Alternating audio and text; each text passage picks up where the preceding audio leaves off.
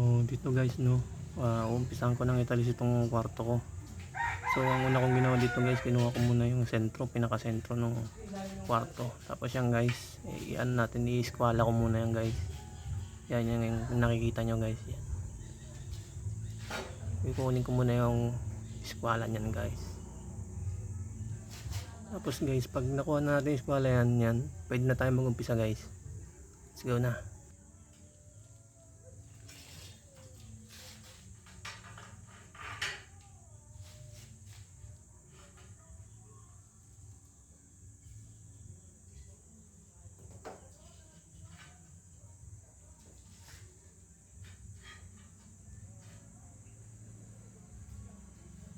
So dyan guys, hindi lang yan kasi makita yung tansi, no? Pero may tansi yan guys. Nilagyan ko na ng tansi yan kanina.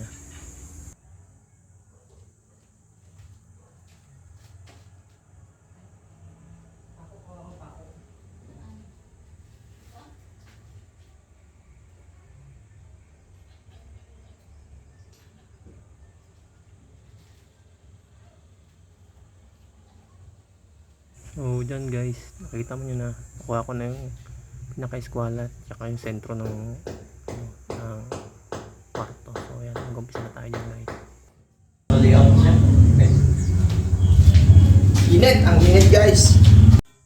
So dito guys, maghahalo na tayo ng panglagay natin sa tiles, no.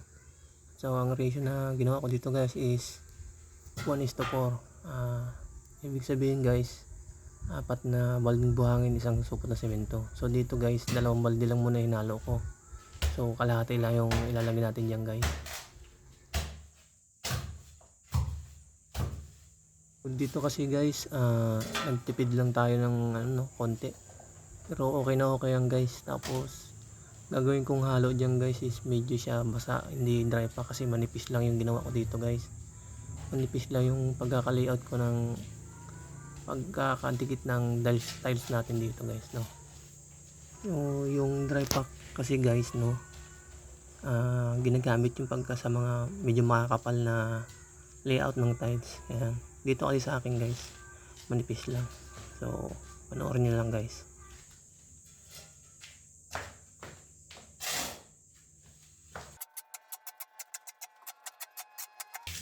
So dito pala guys, no, yung tile adhesive hindi ko siya hinalo dun sa halo ko dito. Ilalagay ko lang siya sa ilalim ng tiles. Tapos bago natin siya lagyan ng tile adhesive is basain muna natin siya guys.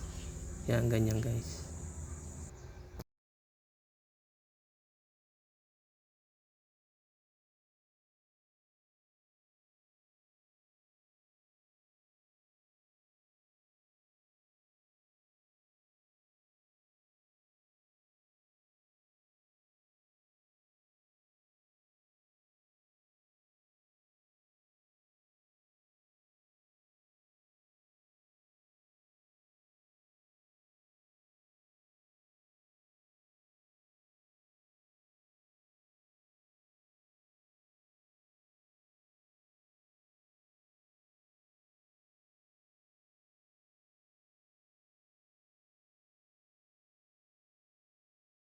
So dito guys, no, maalala ko pala, no, bago nyo pala lagyan ng halo yung flooring na paglalagyan mo ng tiles, basahin nyo rin guys para hindi agad matuyo yung halo. Tapos tumikit talaga siya, dikit na dikit, hindi siya kakalas guys.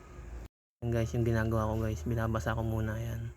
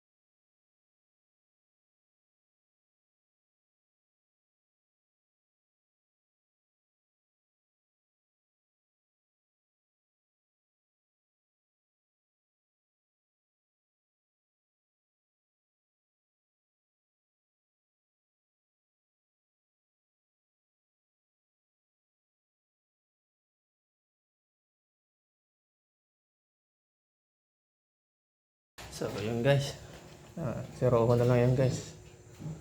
Tapos na rin tayo guys, no. Ayan. So wait, tignan nyo naman yung gilid. Mga zero niyan guys, halos isa lang size niyan guys. So zero na lang yan guys. Time check tayo guys. Hindi ko anong oras na guys.